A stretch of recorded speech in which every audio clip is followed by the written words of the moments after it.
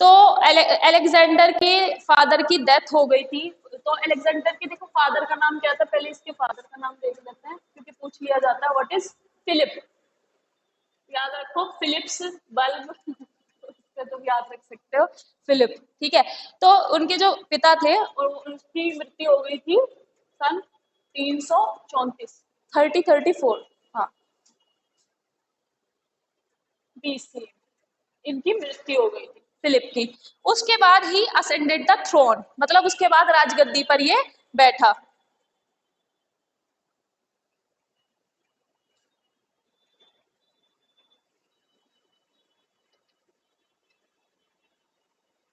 ठीक है, उसके बाद ये राजगद्दी पे बैठा।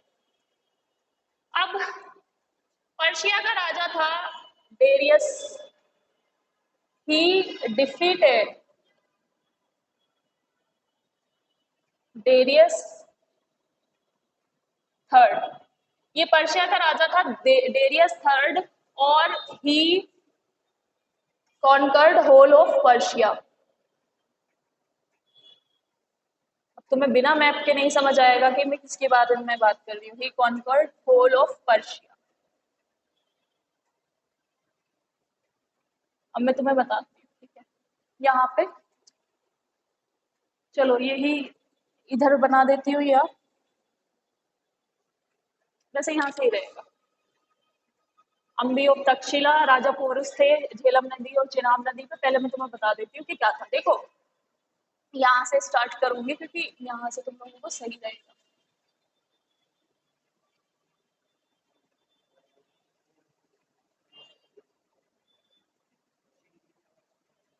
किसका मैप है ये?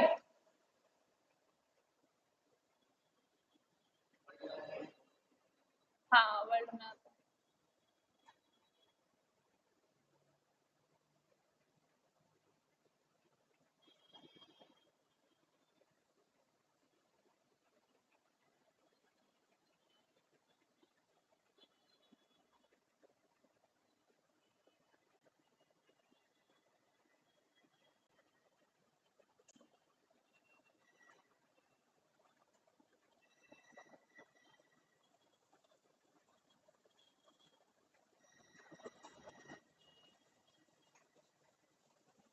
देखो अब इसमें देखना तुम कि पर्शिया किसको, किसी एरिया को पर्शिया कहते थे, या अकबर या ये सब, ये कहाँ से आए। तो देखो ये तुम्हें पता है अफ्रीका, अफ्रीका ये हमारा हो गया इंडिया।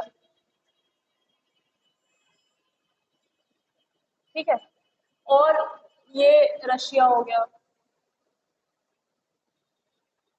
ये यूरोप, सेंट्रल एशिया का पार्ट हो गया। अब अगर हम उसकी बात करें,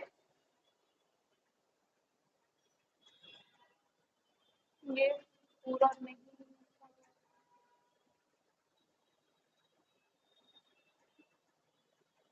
हाँ, अलेक्जेंडर की अगर बात करें तो यहाँ कोई कंट्री थी दैट इज, ये ग्रीक, पूरा एरिया इसे ग्रीक कहते हैं, एथेंस, और यहाँ कोई कंट्री थी मैसिडोनिया। ठीक है, अब तुम यहाँ से देखो ये क्या है, सऊदी अरेबिया, और ये क्या था, ये ओटोमान एम्पायर बाद में बना, यहाँ का था वो।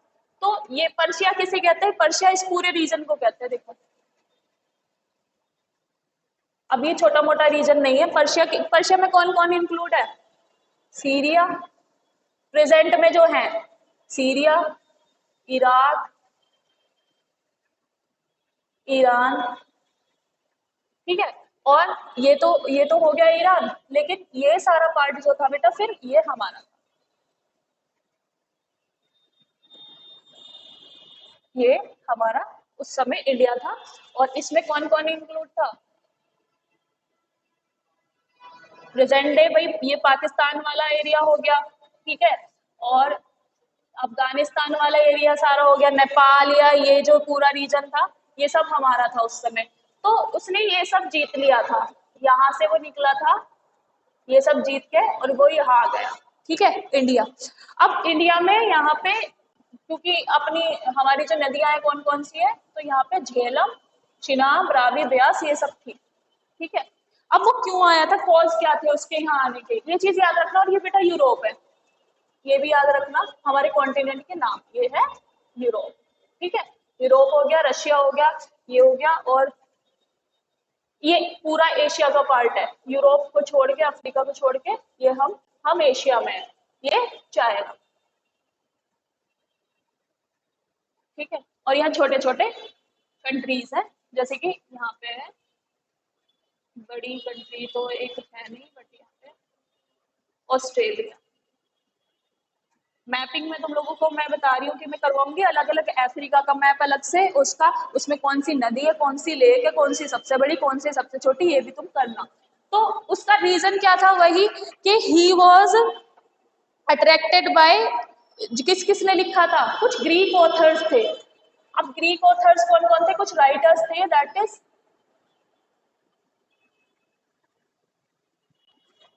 Is Herodotus, Herodotus. ऐसे कुछ ग्रीक थे, उन्होंने बताया था कि इंडिया में फेब्युलस वेल्थ है। तो पोज क्या था उसके आने का, फेब्युलस वेल्थ इन इंडिया, इंडिया में बहुत वेल्थ है। तो इसलिए हम, हमारा जो वो था, गोल्डन स्पैरो के नाम से हमारी कंट्री जानी जाती थी, सोने की चिड़िया, गोल्डन स्पैरो या गोल्डन बर्ड, सोन चिड़ी। तो हमारे यहाँ पे बहुत फेब्युलस वेल्थ थी, और उसकी वजह से he was attracted to this. ठीक है, तो डेरियस सेकंड जो था, पर्सिया का जो राजा था, इस एरिया का जो राजा था, डेरियस सेकंड, थर्ड, उसको उसने हरा दिया 330 बीसी में, 330 बीसी में उसे हरा के, और वो फिर आगे आया।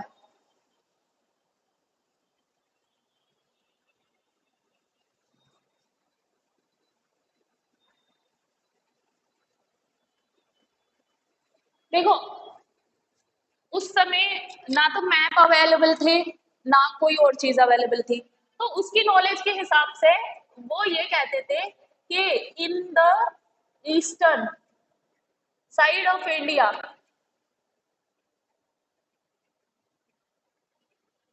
भारत के पूर्वी एरिया में, there is a continuation of sea, continuation of sea. Continuation क्या मतलब होता है, उसका मतलब था कि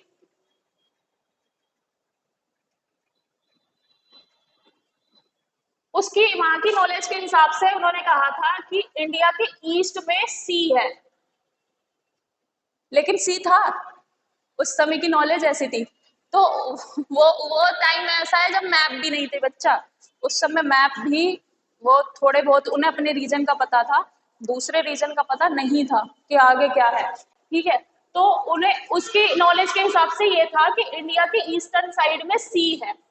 तो वो चाहता था कि ये सब कॉन्कर्ड कर लूं, तो इट मीन्स कि मैंने संसार जीत लिया। वो सिर्फ इतनी सी टेरिटरी को जीतने के बाद कहता था कि मैंने संसार जीत लिया, इसे वर्ल्ड जीतना थोड़ी बोलते हैं।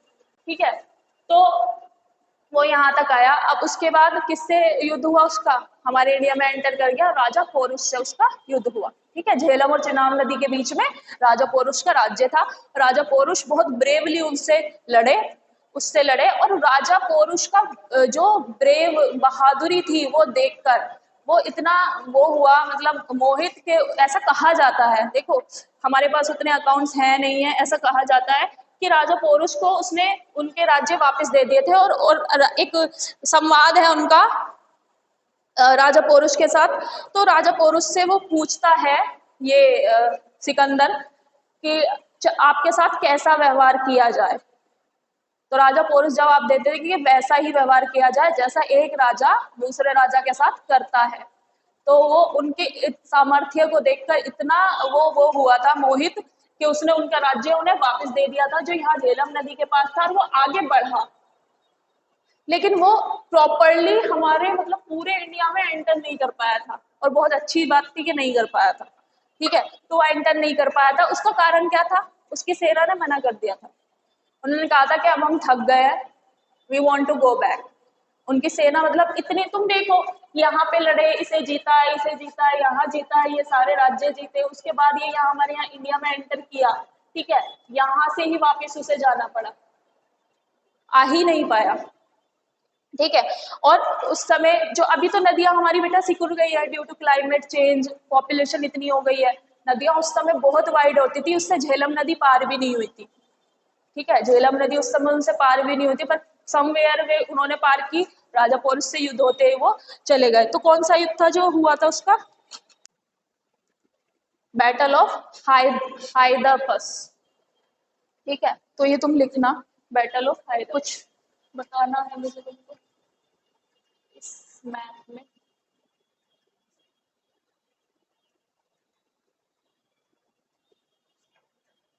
देखो यहाँ पे ना कुछ माउंटेन है, या हिंदू कुछ माउंटेन है, या हमारे हिमालयाज हैं, ठीक है, और यहाँ कुछ चाइनीज माउंटेन है, तो यहाँ पे भी बेटा माउंटेन है, इसे कहते हैं हिंदू कुश माउंटेन।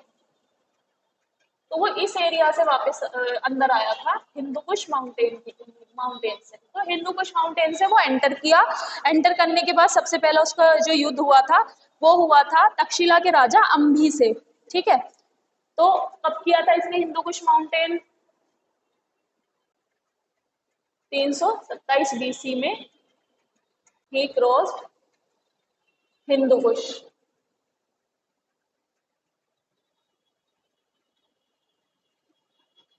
कुश माउंटेन, हिंदू कुश माउंटेन उसने क्रॉस कर लिया था, और उसके बाद उसने हिंदू कुश के बाद यहाँ पे, यहाँ से जा रही है बेटा इंडस, उसने इंडस भी क्रॉस कर ली। उसके बाद यहाँ पे हमारी कुछ नदियां हैं, झेलम, रावी, चिनाब, और तो ही warmly received by Ambhi of Takshashila.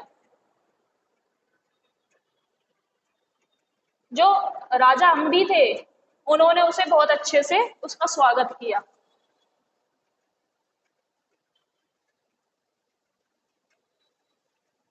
Ambi of Takshashila. लेकिन राजा पोरस ने क्या कहा था कि उसने राजा पोरस से कहा कि तुम सबमिट कर दो। पहले तो जो अंबी ऑफ तक्षशिला थे उन्होंने उसे उसका स्वागत किया जब वो आया, ठीक है, इंडस क्रॉस करके झेलम नदी और चिनाब नदी के बीच वाले एरिया में। ठीक है, तो उसके बाद उसने कहा कि राजा पोरस से कि सबमिट कर दो, लेकिन राजा पोरस ने मना कर दिया कि मैं सरेंडर नहीं करूंगा, फाइट करूंगा, लड़ूंगा। Then Alexander march to Taxila to banks of river हाइट्सपस।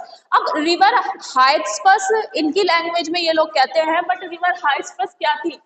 हाइडपस नाम भी इनकी लैंग्वेज बड़ी अलग है। झेलम नदी, ठीक है, तो झेलम नदी की तरफ बढ़ा, और on the other side of river he saw the vast army of Porus. अब उस पे क्या हुआ, रिवर जैसे ही उसने रिवर क्रॉस की तो उसने देखा कि पोरुस की बहुत बड़ी आर्मी थी। ठीक है, राजा पोरुस की बहुत बड़ी आर्मी थी वहां पर, और फिर ये यहाँ पर स्टार्ट हुआ। As there were heavy flood Alexander was not able to cross it. River Jhelum में उस समय बाढ़ आई हुई थी और अलेक्जेंडर उसे क्रॉस नहीं कर पाया, और ये कहीं ना कहीं एक बेनिफिट रहा था उस समय। फिर अलेक्जेंडर क्रॉस नहीं कर पाया। फिर कुछ दिन बाद जब उसने रिवर क्रॉस की तो बैटल ऑफ हाइट्सपस हुआ। ठीक है, और कौन से प्लेन पे हुआ फिर बैटल ऑफ हाइट्सपस, और कौन से प्लेन पे हुआ था ये? कारी प्लेन, वहां पे जो जगह है कारी प्लेन्स में उनका युद्ध हुआ। ठीक है, कारी प्लेन्स में उनका युद्ध हुआ, और पोरुष ने बहुत अच्छे से, राजा पोरुष लड़े। हालांकि वो हार गए थे, लेकिन वेल कंटेस्टेड बैटल था, मींस कि दोनों ने बराबरी के साथ लड़ा। और अलेक्जेंडर जो राजा पोरुष है उनके सामर्थ्य को देखकर इतना इम्प्रेस हुआ कि उसने कहा कि आपके साथ कैसा व्यवहार किया जाए। तो उन्होंने कहा कि ऐसा ही जैसे कि एक राजा दूसरे राजा के साथ करता है। और फिर उसने, अलेक्जेंडर ने उनको उनका सिंहासन वापस दे दिया था। मींस जीतने के बाद, जीत तो गया था वो, लेकिन वापस देके और वो फिर वहां से चला गया। फिर वो ब्यास नदी की तरफ गया और वहां की लोकल ट्राइब ने उन पे अटैक किया। ठीक है, गंगेटिक वैली की तरफ आ रहा था, लेकिन उनके जो वो थे, गंगेटिक वैली कहाँ थी? यहाँ आने की कोशिश की गई थी, लेकिन उसकी सेना ने फिर मना कर दिया, वो वापस चला गया। और उसके बाद ही बेबीलोन जाते ही 323 में बीसी में ही डाई। ठीक है, वो रास्ते में बीमार पड़ गया था, ऐसा कहा जाता है कि वो रास्ते में बीमार पड़ गया था, क्योंकि उस समय वहां से लौटते समय उस पे वहां की जो जनजाति है ना, उन्होंने हमला कर दिया। ठीक है, अब उसमें इतना सामर्थ्य रहा नहीं, भाई इतनी जगह से लड़के गया तो सेना तो मना करेगी, तो वो बीमार पड़ गया और उसकी मौत हो गई 323